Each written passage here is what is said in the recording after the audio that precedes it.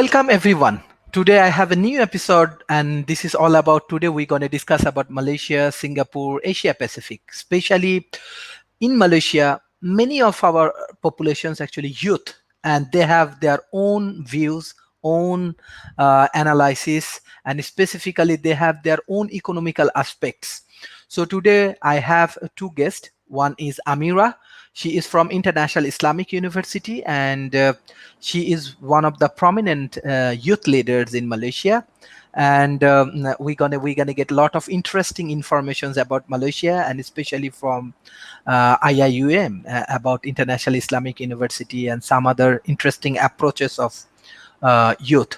Also, we have Humaira. She is actually doing entrepreneurship and this kind of activities in Malaysia. She is actually co-owners of uh, Al Noor Academy, Sarhadia Barhat. So, hello everyone. How are you today? Hi, I'm fine. Thank you very much. Yes. Hello, Humaira. How are you? Hello. Good evening, everyone. Alhamdulillah, I'm good.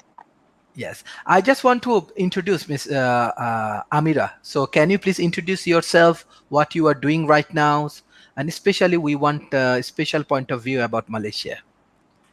All right. Assalamualaikum. My name is Amirah Walaikum Fatimah. salam. I am currently a final year law student at the International Islamic University of Malaysia. So I'm expected to graduate in February 2021, inshallah. Um, I'm mostly involved in a lot of oratory activities surrounding the youth. I used to be a debater when I was in high school, and eventually I joined Model United Nations when I joined university. So I'm actually I'm actually involved in a lot of Model United Nations activities in Malaysia. Especially that I'm also part of a task force that is uh, aiming to develop Model United Nations further in Malaysia, so it will be more accessible to all kinds of youth in the country. Recently, I actually represented Malaysia as a student debater to the ASEAN Intergovernmental Commission on Human Rights debate in Thailand last year. So it was such a good experience for me, which it was actually a student debate program run by the ASEAN Intergovernmental Commission of Human Rights, and I got to meet a lot of youths from other ASEAN countries like Thailand, Singapore, Cambodia, and so on. And we debated on topics related to sustainability and development and so on. So regarding my view on how the youths are doing in Malaysia right now, I would say that things have been getting better. Like youth involvement has been boosting a lot since, especially during 2018 when uh, Syed Sadiq was elected to become a minister, and he's actually one of the youngest ministers in the country, which set like I would say a stepping stone for a lot of youth to start being involved in politics more. We also had like during that election, the youngest member of parliament was also elected, MP P Prabhakaran, who is just 24 years old now. So from that you can see that youth are starting to be more involved with the Malaysian development, with the country's development, especially now that we recently had a constitutional amendment where the voting age has been lowered from 21 years old to now 18 years old, meaning that even 18-year-olds can now vote in the general elections. And this was actually an initiative that was run by youth. Like youths were the one who advocated it, particularly the organization of Undi 18, where they advocated to lower the voting age, which again, we had like a full unanimous decision to amend the constitution and lower the voting age, which I would say is a great precedent in the country, because now it allows Malaysian youth to be more involved with the country's administration, so on. So meaning that you can start become running for elections even at 18 itself. Mhm. Very good, very good. I directly want to go to Humaira because I know you are entrepreneurs. Beside that, you have some debating experience in Malaysia. I think adjudicating and other things you also involve. Can you share our experience actually how Malaysians debating cultures. I know you are from foreign, you are from abroad. So how actually Malaysian debating cultures and how you find Malaysian youth community engage with debating community. So Humaira, unmute yourself. Sorry. Thank you, Sharif. Uh, when I came in Malaysia, I attended some debating program in International Islamic University and University of Malaya Health University. Actually, I enjoyed a lot working as I'm an adjudicator in Malaysian debating community. I find it that they are very disciplined. Um, they organize very well in the debating program, and they have a very good reputation in the world. So this debating, I mean, program, I learned a lot from Malaysian culture, their activities, so on. Okay, thank you. So Amirah, I directly want to ask you a question because you are from debating community. Even you are talking about Sir Sadiq Abdul Rahman. He is from also International Islamic University and he is also previously youth minister. Present he is a parliament member. How actually you build up this youth debating community and how actually this debating community actually helps to develop your analytical skills and what is your experience on international with the international community? Okay, so I was a debater mostly in high school. So when I joined university, I decided to join Model United Nations, but about the essence is about the same. So I think why I decided to join something that was still related to debate, even though it's not debate, is because I felt that debate did help a lot with how I started to, learn things. Like I learned a lot of critical thinking.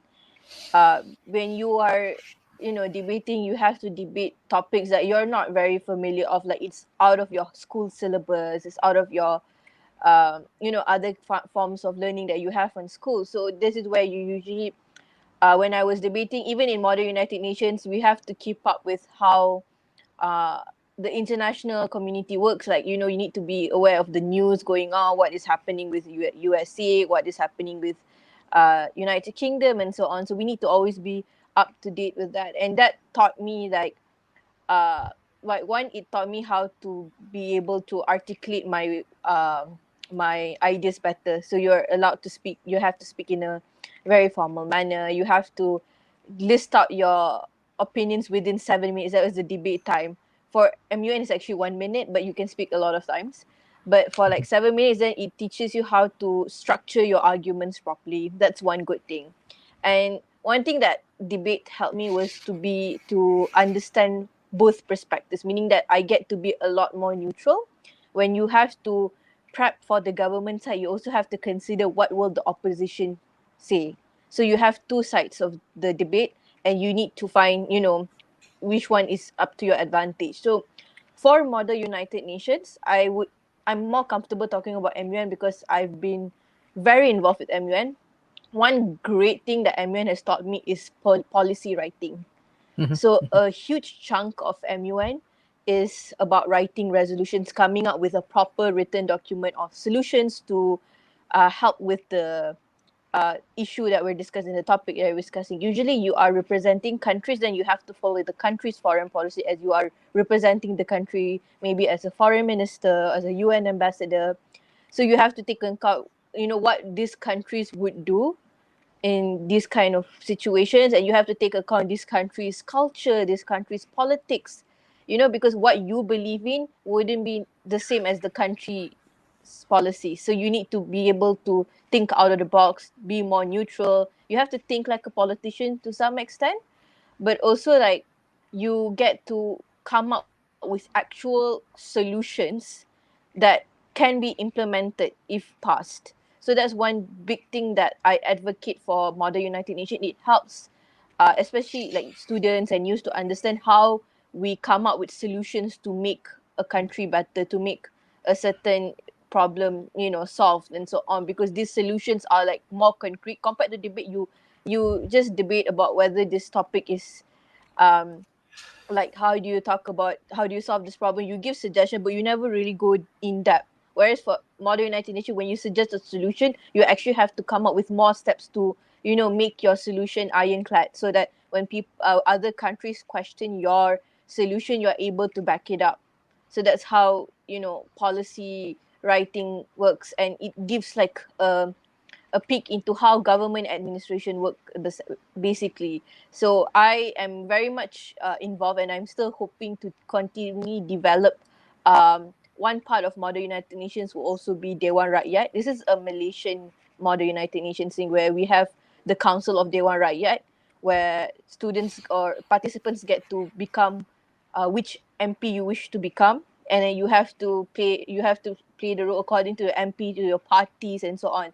And usually the topics will be obvious, of course, Malaysian related. So recently I've been judging a lot of Dewan Rakyat conferences, councils in MUN conferences, where we discuss topic pertaining to the economic stimulus package during COVID-19, education inequality, Sharia law amendments, and so on. And this gave a lot of insight for the students to understand, like, oh, this is how a law is passed in our country. There are the first reading, second reading, third reading. So we follow those stages, and it's a great interactive way to encourage students to like understand how administration generally works, because I feel like at this time and age, youths should at least know how a country works, like how a country is run. Because later when you want to be more involved, at least you already know like how you can approach the situation. Mhm. Yes, this is very good. When I'm from debating community, I do also have engagement with Oxford unions and the Cambridge unions, and we do attend in the World University Debating Championships. Even what I can remember, 2013, Humaira also part of that Asia Debate Academy. I think it's one of the largest debate academy happening in Bangladesh, and she is also one of the directors for Asia Debate Academy. Can you please share a few of your experience, because debating is something that people can grow, people can develop their analysis, people can grow their leadership quality, people can understand how to build up the teams, how to lead a nations.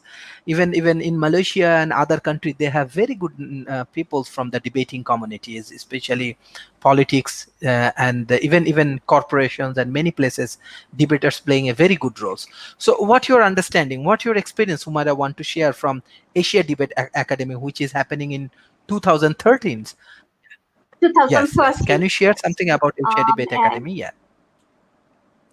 yes, thank you. The program conducted in 2013 December. Professor Snyder, he came with many other popular debater. Debater means they are very experienced in their own field. They came and joined with us. Um, two famous institution in my country, DSP Cambrian Education Group and United Group. They combine, and the students came to learn something from the popular and well-known debater. Actually, this session may be morning to till evening, and as I remember, it was 7 days program. Mhm. It's a So crash program. students, yes, crash program. Students interact the session like communication, public speaking, debating skills, um, and many other experiences. The popular person, they shared their experience, and the student enjoyed a lot. It Mhm. was a very good, How many students very actually attend this professional. debating academy? How many students actually attend this debating academy? Can you uh, remember? it's, uh, it's more than 300 students. Okay. Okay, very good. So, Amirah, I know that example you are strongly engaged with like debating, as well as you have a lawyer's backgrounds, and you love politics and the leadership and this kind of things. What do your future plan actually? How actually Malaysian youth actually thinks? Beside that, I'm very interested to know about IIUM Oratory Club, because I know they were champion in Oxford Ivy, Cambridge Ivy, in the global debating arena. They are very prominent figures, and not only Syed Sadiq Abdul Rahman, many world famous debater actually come from International Islamic University, and they are very good in their professions and politics as well. I want to know, really want to know this IIUM Oratory Clubs and your point of views about your career. For IIUM Oratory Club, I think we so far there are a few clubs that are parked under this oratory club. We have debate, we have Modern United Nations, we have Toastmasters, and then we have Malay debate, we have Arabic debate. So these are the programs that are parked under the club. So we we get a lot of support from them in terms of we want to join programs, and so on. They're very supportive. They like the administration, especially Brother Latif, who is the assistant director, if I'm not mistaken. He is extremely supportive of students joining competition. So like I was the vice president for Mother United Nations for a year, and previously secretary, so I had to do a lot of paperwork which required me to liaise with the office a lot. And him and also the directors back then were generally very encouraging in us joining competitions. Like we will say, oh, there's a competition organized by tailors, and they're like, yes, go for it, we will give you the support. Usually I think one big chunk of the support will also be financial support, because IIU sponsors the students to go to competition, which in return that would gain a lot of attraction from students, because students won't have to pay to go to these competitions, because they're, as long as they represent IIUM, which is a good thing, because not many students can afford to pay. Sometimes it's 100 ringgit for a 3-day program and so on. So that's one thing that the club has done, like help a lot in terms of finance. They are very supportive in our programs, and they are also encouraging in some extent. So we would have they would allow us, like if we need any assistance in terms of training, we can just go and ask them, and they would try their best to help us. So that's one thing how IIU manages to be like, you know, excel in oratory activities, is the sense that the support from the administration is good. And if we win some more, it encourages the support even increases, because it gives IIU a good name, it gives the students a good name as well, and they're generally very supportive. So I think that's why a lot of the clubs under the oratory center, I1, the short form is I1, it succeeds, because, you know, without a strong like administration and supportive administrations, the students won't be able to do much.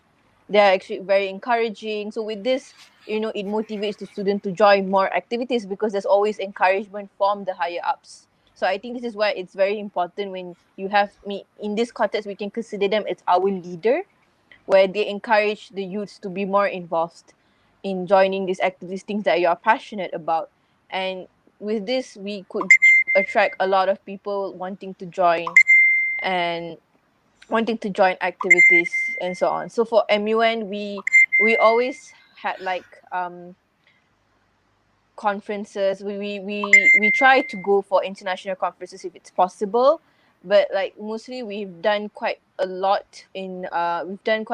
for uh, locally. We've won a few competitions as a whole. Like IUM last year itself, we won uh, 2 group delegation awards, and we have multiple individual awards. We also sent a group to Singapore Man, which we had a few individual awards. So that was a very encouraging experience for everyone, because in the end, like the I want when they give the support that students need, the students flourish further. That's why I think that debate, MUN, and all are pretty successful in IIUM, is because the support given by the administration is very good. Mhm. Yes, thank you. Besides that, I can remember, like example, actually, IIUM also help to grow different kind of leadership programs. Even I can remember different village area, even different countries. They actually Mm-hmm. come to IIUMs, and they provide them training, and very exclusive trainings and debating competitions. This is ultimately the way of growing the developments, and hopefully in the futures we're going to invite more students and more leaders like you, those who can explore the debating and other things. But my specific questions to you, because how actually Malaysian local people, they grow, like example, their careers and this kind of plan, especially student like you, those who have what I can understand, those who have some leadership Mm. quality, and you already involved with model United Nations, you already involved in debating, and you are from law background. So how actually you choose your careers, or how actually IIUM help you, or on the other hands, how actually Malaysian cultures to grow the leadership qualities and other things. Okay. Like from my experience, I can't talk much about like the whole Malaysian youth because their careers depend on what degree they take. That's something. So from a law background, like usually if you want to, a lot of students who take law, they eventually choose to become lawyers, or a lot of them choose to go into academics later on.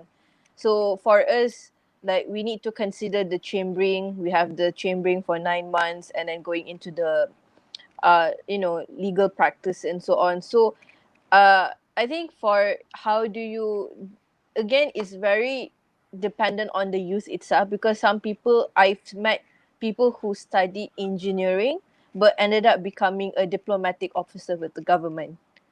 So in the end, like I see a lot of Malaysian, I wouldn't say like like a majority, but there are quite a number of Malaysian youths who in the end choose a different path that is not that is different than their degree. So usually you can see people who study engineering ended up like opening businesses and stuff. So there are like a few prominent Malaysian entrepreneurs that started businesses when they were in university, and eventually they went full time focusing on the university. And I know this one particular businesswoman. She has actually a hijab brand, Mhm, and but she is actually an architecture graduate.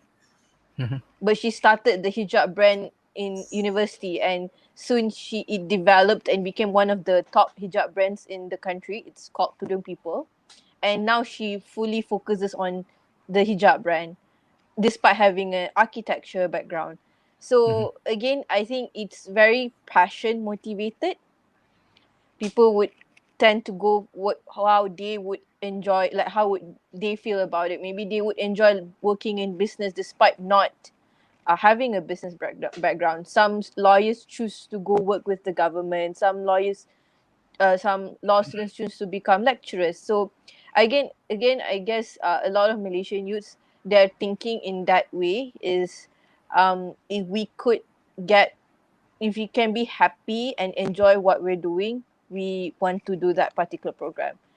I think mhm, that's one big thing, because I think like as now as the year goes by, everybody is going to say chase your dreams. So your dreams might not necessarily be your engineering degree. It could be mhm, something else, and some people develop their passion after university. mhm, So I think again it depends on how we what we enjoy, and we can make a career out of it. That would be great. But also, like one thing that I have to take like bring into account is how one thing that I give credit to Malaysian youths is how hardworking Malaysian youths are. Because mhm, if you see right now, especially in the gig economy, a lot of the freelancers are actually youths under 25, under 30 years old.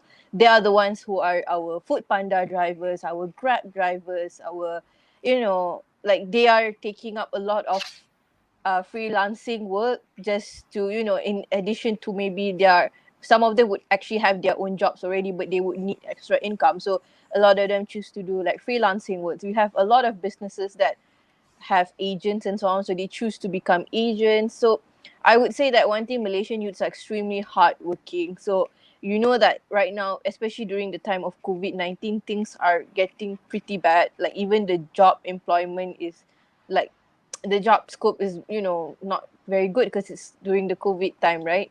Especially if you want to see during like if you have students for Chiemring, they would have to wait until at least the MCO is becomes RMCO and so on. So with that, you need to find other avenues to make money at least. So this is where I would say like a huge chunk of the gig economy uh, is, you know, occupied by the youth, because a lot of them do a lot of freelance work, and with that, you know, it gives them a lot of options to go. Because I know people who started off as, you know, joining this delivery service just to make you know, an extra income, but ended up now that person is um, actually part of the administration right now of that delivery service, because it's in the end he realized that I actually enjoy this, I'm probably going to stick to this. So I would say that one thing, Malaysian youths are very hardworking and extremely passionate, like, you know, passionate about what they want to do. And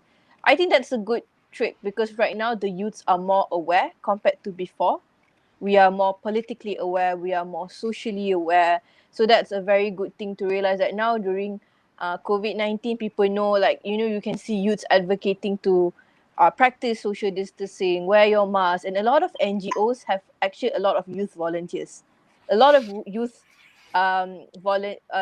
like to volunteer in NGOs, charity activities. We go and see certain charity programs, we have a lot of youths volunteering, and I think that's a very good thing, because at least they are doing something really beneficial with their time that also not just helps them but also help the community. So right now youth are like, they are the starter of all grassroots movements right now in Malaysia. We have a lot of youth NGOs, youth driven organizations, which this organization also tries to motivate other youths to be more involved. Because I feel like when I see organizations like, you know, Undi 18, Hunger Hurts Malaysia and so on, I feel like, wow, these youths are doing something really good despite being young. So in turn, it also motivates me to, you know, try to not just contribute to my well-being but also the country's well-being as well. So like try to be more of a team player in the country. Thank you for your very good analysis, economical aspects of Malaysian youth. I want to ask Humaira, like, how do you see that entrepreneurship opportunity in Malaysia? And also, you are also entrepreneurs. What's the scope you are observing right now Malaysia has, and what's the present condition in business? Uh, Humaira? Mhm.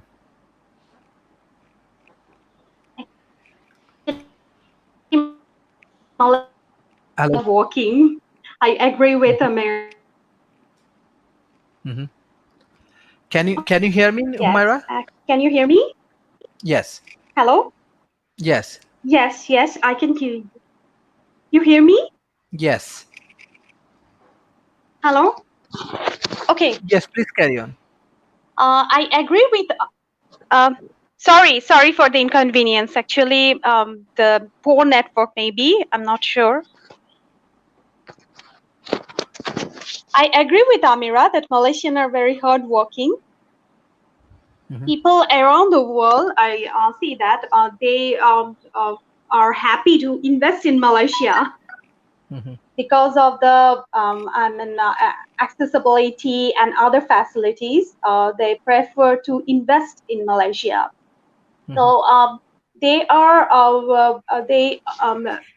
I saw when I first came that women are delivering their homemade product Mhm. like the bakery items and other items. They love to do that. Mhm. So that time I think that maybe Malaysian are very much an business oriented nation. So overall the condition, I mean economic condition is good in Malaysia. Yes. What do you want to say about the COVID situation in Malaysia? How they are handling right now, and what's the present Uh, conditions? Actually, they are controlling very well. It's my observation that Mhm. people in Malaysia are following the rules and regulation given by the health ministry. So the situation was quite good, but last few days I just saw that suddenly the curve goes up. I don't Mhm. know the exact reason, but we are hopeful that Malaysia will tackle this situation. Mhm. Yes. Okay, Amira, because you are saying that a Malaysian local community, they are taking a lot of startup and this kind of initiative, even though when they are students. I want to know more. Like example, let's say you are from an elite group of people. Let's say you have a very good academic background, your family and everything. I want to know more about kampung, like in village area. What the situation in village in Malaysia, how actually Malaysian, let's say Sabah, Sarawak, and different kind of islands, how they live, what their economical way of living, how they actually survive, what's the present condition in COVID-19 situation. Can you share with us? Right. So I think all the states in Malaysia are affected by the COVID-19 situation, especially right now in Sabah. There's a huge cluster in Sabah right now with over 100 plus cases. So that's going to be a really tough situation because they would have to enforce the proper MCO there instead to compared to the other states, because now you need to curb the virus again because it's a huge cluster. So I would say um a lot of the jobs in these countries depend on usually like what is the usually the state's main export. So like Sabah and Sarawak, they are very like they have like a lot of seafood and stuff. So I realized that a lot of like my friends, like this is I have to talk from my friends' perspective because I have never been to Sabah and like I've only been to Sarawak once, and they would say that usually they would try to work part time there as a usually like there would be like seafood restaurants and so on, and um they would offer services and so on. So I feel like again, when we want to talk about economic backgrounds, I realize that yes, a lot of students who come from a lesser background, they from I don't want to use the word sorry, from like a less economic background, is that they would have to work part time. A lot of my friends work part time to get more money in as to pocket money and so on to survive in university. So some of them choose to do a lot of deliveries. Like particularly in IIUM itself, we have a lot of transporter services where because IIUM is such a big campus, sometimes like some people like when it's raining heavily, it might be quite hard for some students to go to their classes which are on the other side of the campus. It could be a issue. So sometimes there are some students who have the initiative of starting up a transporter service where they will send you from your mahala to your class for a certain amount of ringgit, or to or maybe other places like LRT and so on for a lesser price. So this is something they can do. Or let's say if you want to buy food from another mahala's cafe, and sorry, mahala means hostel in this context. Uh, uh Another hostel's cafe, then there are students who are offering that services, like we can buy you this food, we will send it to your hostel. So I think there's a lot of ways that students get very creative in if you want to get money, you have to be more creative. So I realized that a lot of my friends also choose to do a lot of on online businesses. Like we have in Malaysia, there are certain like brands that would hire agents to sell their products for them. Yeah, Mhm. so a lot of my friends go for that because they don't really need to establish their own brand, Mhm. but yet they can still make money for it. So that is a good initiative. Um, I have friends who become Grab drivers, delivery, delivery services and so on. So I would say like coming if you come from from a poor background, you have to be more creative in making money because right now the general economy in the country itself is not very easy, and especially right now for you to be able to work properly also you have to think about the risks of getting COVID. You need to practice the proper measures and so on. And this is one thing that is deeply affecting the economy, especially a lot of fresh graduates haven't gotten jobs yet when the MCO started, because a lot of companies are also are experiencing negative consequences of COVID-19.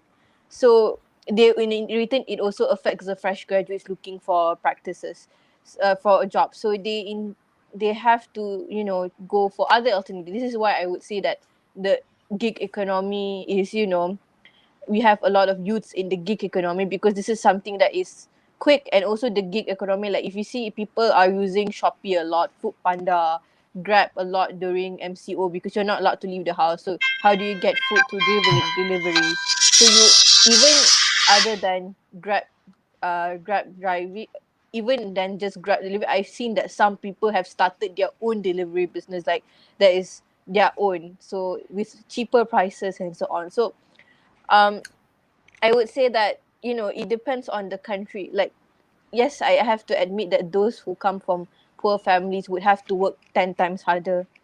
And this is, something that needs to be acknowledged, because the minimum wage in Malaysia is still pretty low, but the living expenses are still getting, more expensive.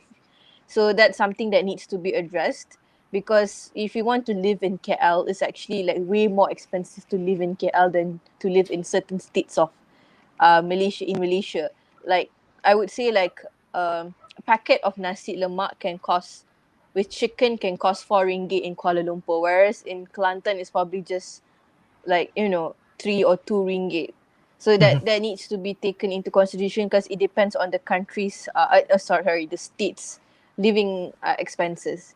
So again, like I said, like, when you want to have money, you need to be creative. So that's one thing that I would give to the youth, is that they are creative, they are hardworking, because we realize that the situation is probably going to either be worse, like it's going to be tougher for us compared to years before, because the world is constantly developing, with people are getting smarter. So jobs, I mean, though jobs are getting more because they will have more businesses, but still the competition is way higher now than it is before. So that's something that all youths have realized, that it is not 2020 is not the same as 2005, 2006. And that's something that we are trying to uh, bridge, like we're trying to achieve, to make sure that at least we are able to live comfortably. So this is why you can see, like, right now, if you hear someone is like freelancing is as a Grab driver, it's not a surprise anymore. People expect used to have 2 or 3 jobs, because this is your way to make more money. So it's something that you hear, oh, I'm also doing Grab delivery as well, and you probably be like, oh, all right, you won't be surprised anymore, because it's such a common thing now. Like, youths have taken the initiative to start their own businesses. Like, I have a lot of friends who, during the MCO, and we have online classes, so everything is online, a lot of them choose to do part-time work. Some of them will work in like service industry, like Subway, McDonald's, and so on, if they can secure a job during that time. But a lot of them choose to start businesses, like selling cookies. A lot of my friends do a lot of baking, a lot of like food catering and so on, to just like, if you want cake, just order. So that's one thing that I realized, that students took the initiative to make money during this MCO, so which is a good thing, because it's a very creative way of thinking. Because right now, people are, we realize the importance of internet right now. So it's one thing that that needs to be acknowledged, because one big issue that is faced by most youths right now is internet access. So not many people have internet access. As you can see previously, Viviana had to. There was this girl who had to climb a tree just to get internet access, like signal to get internet access, just so she can take her exams. So this sparked like a controversy, which in the end, we have the government getting involved in fixing the internet. And still, you need to acknowledge that right now, at this time and age, internet is basically a basic need for everyone. Everyone uses internet. You can't imagine life without internet. Even your phone has WhatsApp, and WhatsApp is already it's internet. So that's something that needs to be addressed, because a lot of people usually when they work, they just work to make sure they get these kind of things. Like my friends working with baking and so on, they use this money to pay for their internet access for classes, because classes are fully online now. So like you have to, make sure that you have enough connection when you're doing exams and so on. So that's something that, people realize that internet access is such a huge deal now. So this should be provided for everyone, and the youths are very aware of this. So that's why I would say, like, again, depends on, like, when you come from poor families, you have no choice but to be creative and have to be hardworking in making sure you get, all your basic needs, which also includes internet. Mhm. Thank you, Amirah, for analyzing very good way about the Malaysian local ecosystems and other things. I want to go to Humaira. Humaira, can you hear me, please? Yes, yes. Okay, okay. Like example, can you share your experience, like online education in Malaysia, how it works? Um, I think it works very Mhm, well. Actually, people has to go online education because of this mhm, pandemic situation.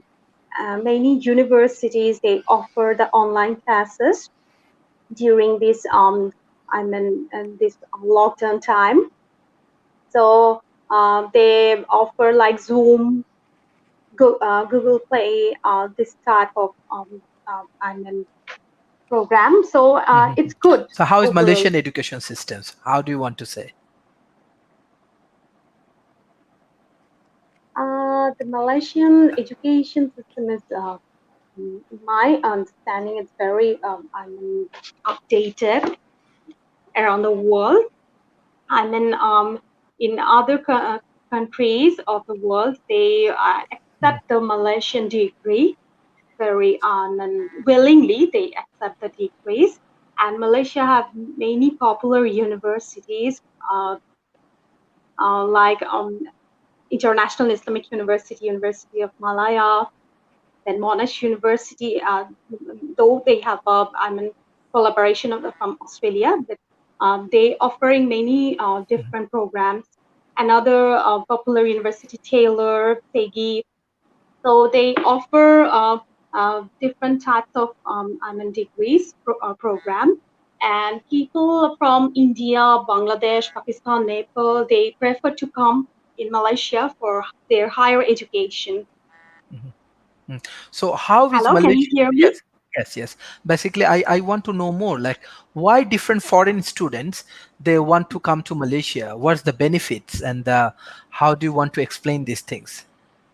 Uh, Actually, students prefer in Malaysia because of the living expenses. Some students prefer because it's a Muslim country. So many Muslim students they would love to come here. Then from the Asian countries like Bangladesh, India, Nepal, Pakistan, uh, uh, in those countries, the parents prefer their chil- um, I mean their children to send in Malaysia because it's very close from those countries, and their education system is good. So Mhm. I think this is another reason Yes. So for sending. how do getting support from Malaysian local peoples? So how they help, how they collaborate? Yes. They are very supportive. Mhm. I think so. They are supportive. They are facially females are very hardworking. Mhm. Okay, thank you, Amira. Like example, Malaysia has different countries people and different race even. The Malaysian local community, Malaysian has Chinese community, Indian community, Bhumiputra, even many foreigner like us. They come to Malaysia for study. Many people do second home. They live there. So as a young leader, I want to say, how you want to see this multicultural people? What's your observation? How do you want to see this community will grow, or what do you think about that?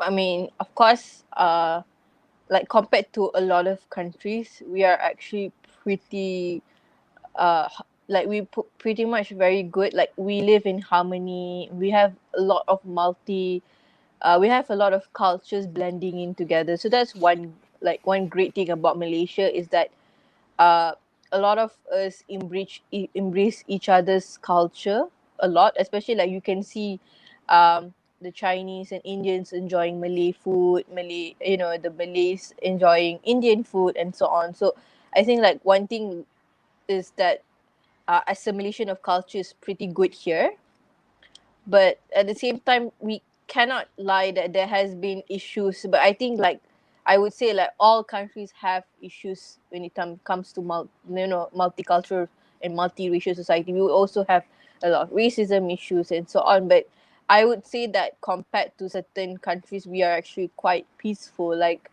you can see that at some point we had like a political crisis during like earlier this year, and you can still see Malaysians, even though they were protesting against it, but they were actually pretty calm. We were actually pretty calm compared to like some countries that would like go into revolutions and so on. Whereas for Malaysian, we can still have people hanging out at the cafes like thinking, oh yeah, we basically don't have a prime minister right now.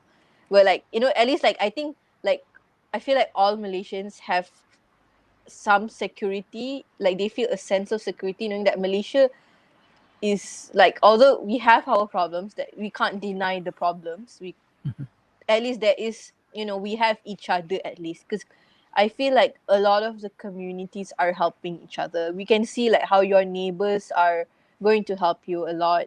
We can see like despite of races and so on, despite of certain divisive politics and so on, you can still see people like, I respect you, and so on. So my goal, if I would hope to have less racism, of course that's definitely, everyone doesn't want racism, right?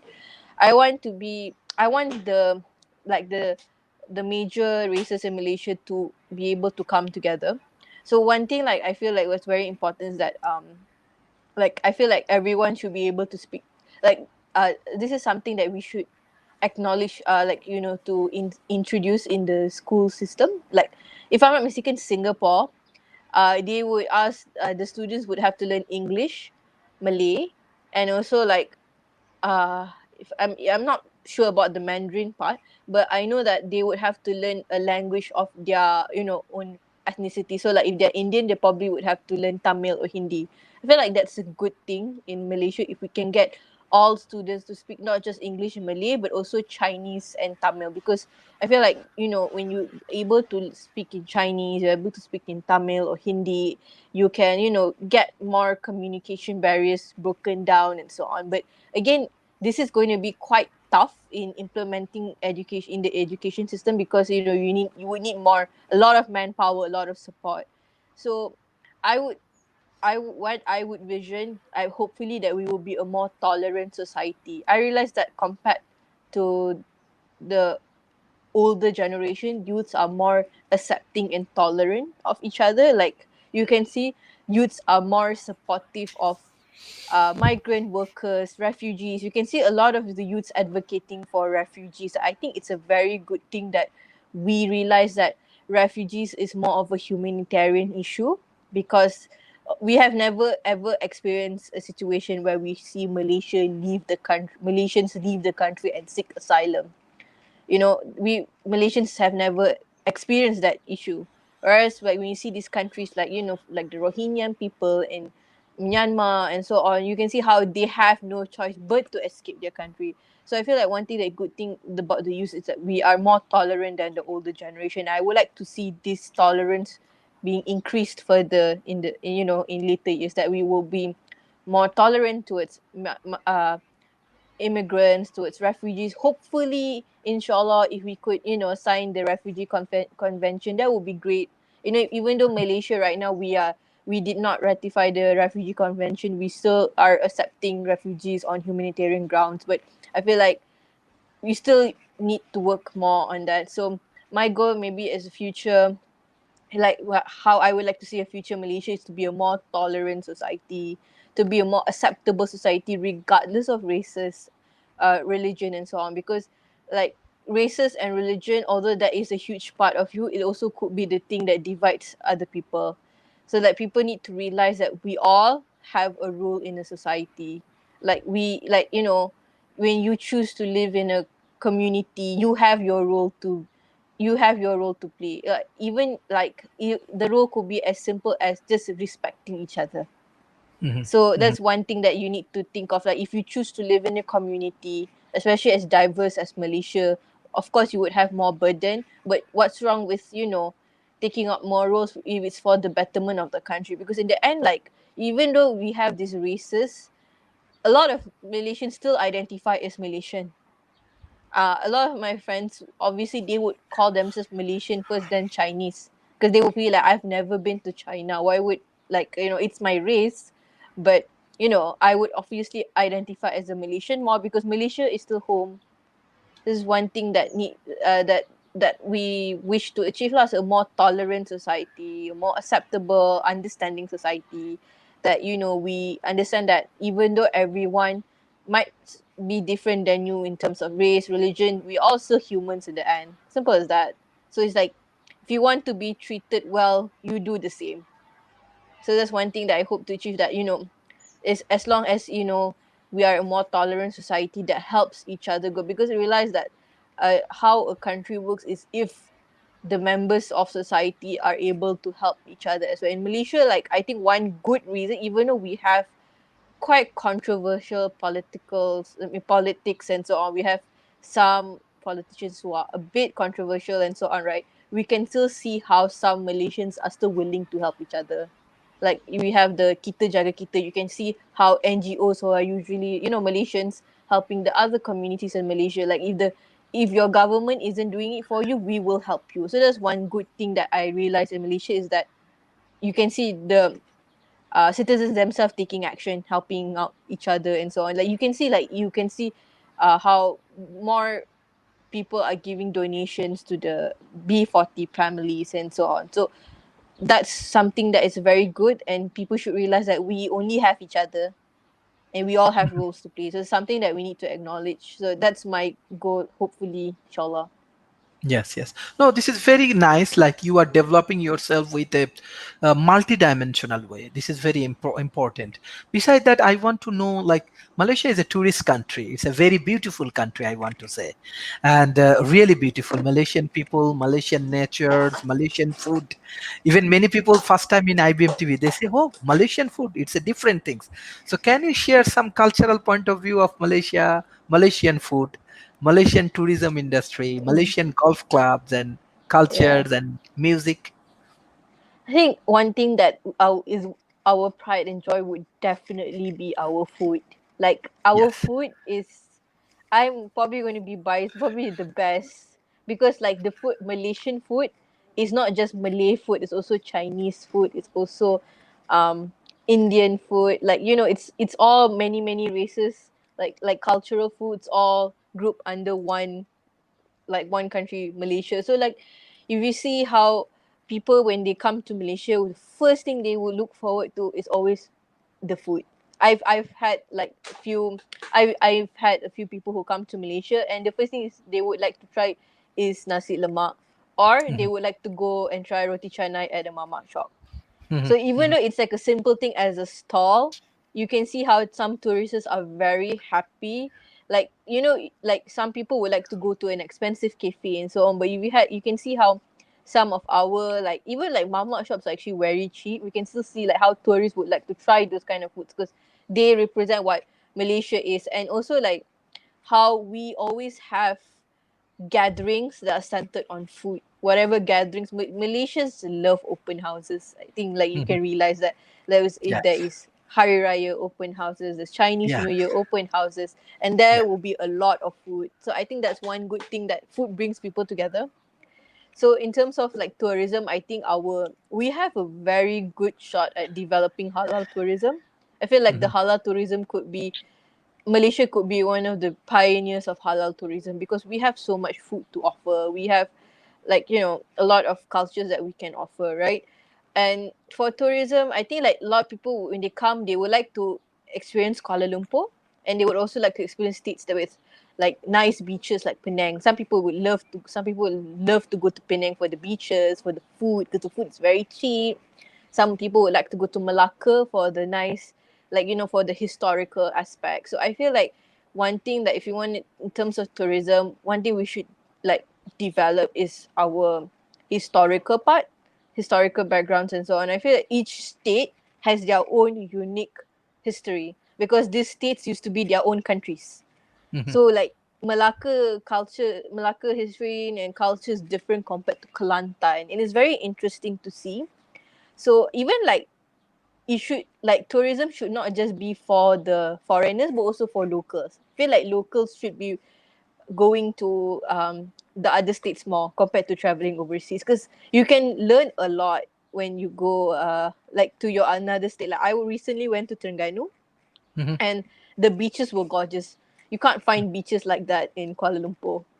Mhm. Like it's very hard to find beaches in Kuala Lumpur because you live in a city. You can see they have like proper drives. When you drive, you can see a beach view for at least 6 kilometers. So it's a very nice way to look. You can see how fishermen open shops and they sell fresh seafood and so on. So and also like each state, one thing that when locals do travel to other state is definitely for food because each state has their own food. So like if you go to Kelantan, you would like to eat nasi kerabu. If you go to Terengganu, you would like to eat keropok lekok. If you go to Sabah Sarawak, you would have mi kolok, laksa Sarawak. So there's something that a lot of Malaysians do is they travel for food a lot. So one thing that we can develop is like, you know, when it comes to tourism is of course we need to utilize food to the maximum. Like Mhm. food Yes. should be our pride and joy, and also like our history, because I feel like we have very rich history, we have very nice buildings and so on. I think that that could be preserved. Like we should not have much, like I understand we have a lot of apartments being built and so on. I think like they should build more museums, more appreciation towards the art, towards history. We lack in that sense, like in terms of appreciation towards arts. So that's something that should be developed for our country. And one thing like they should promote is promote other states as well, because like usually tourism like you have to admit people will probably just target like 3 states in Malaysia. Like it's Mhm. probably KL, Kuala Lumpur, Penang, Kuala Lumpur, Penang, Malacca, and then maybe Sabah or Sarawak. That's like a lot of people would only be aware of that. So you need to start like looking into the other states as well, like Kedah and Perlis, Kelantan, Terengganu. People should like involve not just like just all the states. So if you want to see like let's say the tourist, if you want to promote tourism, you should have like each section for each state should have their each section. Like let's say you have a website to promote Malaysian tourism, then you just list out all 13 states and just explain, you know, what does KL have to offer? What does Malacca have to offer? I think that would be a good way for people to know that Malaysia is actually like, it was used to be like many countries that all became one. So that's Mhm. something that we need to preserve because like you said, Kedah history is completely different with Johor history or and so on. So that's something that you need to like be able to like one thing that you need to eventually is you need to make this an advantage would be like promoting all states for their uniqueness. That's one thing that would be a great way. Like, you know, Mhm. you can list out the foods in which state and so on. That would be a really good thing. Mhm. Thank you. Thank you. Thank you. Humaira, can you give us the concluding remarks for today? Okay, thank you for inviting me in this session. I would like to thanks IBM TV and the audience, and also I'd like to thank Sharif Amirah for this session. Thank you. Have a Thank good you. day. Thank you. Amira, can you give us a like concluding remarks for today's session? Thank you. First of all, thank you for having me. I don't think I'm qualified, but really appreciate for you having me here so I can explain my views on Malaysia. And uh, I wish all the best for IBM TV, and I hope that uh, you can get more people to join in participating in the show. Where like you can have other people from backgrounds and so on. So wishing you all the best. Thank you so much for having me. Nice Thank you. talking to both of you. Thank you, thank you, thank you. It's actually really, really nice discussions. People, you can understand about the tourisms, about the whole scenario of the Malaysian youth, Malaysian cultures, Malaysian tourisms, and most importantly, I always said Malaysia is a very peaceful country. They Mm. love each others. They actually respect each other, and this is very important for many people. That's why many people from different countries they come to Malaysia, and we are growing together. And I really, really, really want to welcome everyone. Please watch IBM TV, and even you can watch this Sharif School of Economics. You can find out the different of the history, different of the economy, and inside things. And by this way, we can grow together and we can learn many things together. Thank you, everyone. Thank you. Thank you. Bye bye. Thank Take you. care. Bye bye. Take care. Thank you, Amirah.